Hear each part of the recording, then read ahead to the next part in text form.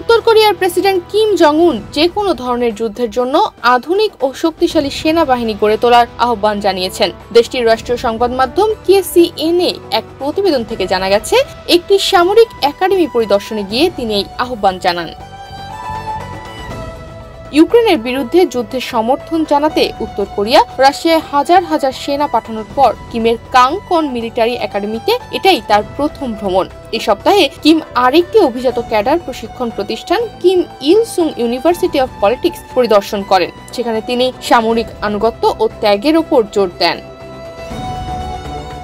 দক্ষিণ কোরিয়ার গোয়েন্দা সংস্থা জানিয়েছে, কিমের আগের সামরিক ইউনিট ও প্রশিক্ষণ স্থান পরিদর্শন রাশিয়ায় আরও সেনা পাঠানোর প্রস্তুতির অংশ হতে পারে। প্রতিবেদনে আরও বলা হয়েছে, সামরিক একাডেমির সর্বশেষ পরিদর্শনের সময় কিম দুর্বল ব্যবস্থাপনা ও শিক্ষাগত সুযোগ সুবিধার সমালোচনা করে বলেন, এটি একটি শক্তিশালী সেনাবাহিনী গঠনে ক্ষমতাসীন দলের আধুনিকতা ও উন্নত চরিত্রের সাধনা পূরণ করতে ব্যর্থ হয়েছে।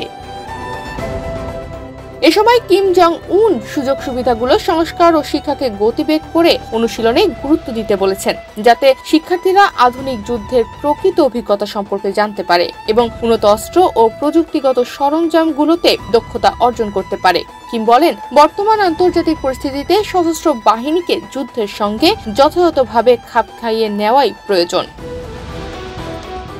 এদিকে দক্ষিণ কোরিয়া সতর্ক করে জানিয়েছে, রাশিয়ায় সেনা পাঠিয়ে সুবিধা পেতে পারে, বিশেষ করে বাস্তব যুদ্ধক্ষেত্রে অভিজ্ঞতা অর্জন করতে পারে। অন্যদিকে কিয়েভ জানিয়েছে, রাশিয়ায় ইউক্রেনের বিরুদ্ধে যুদ্ধে জানুয়ারির শুরুর দিকে 3000-এর বেশি সেনা হতাহত হয়েছেন।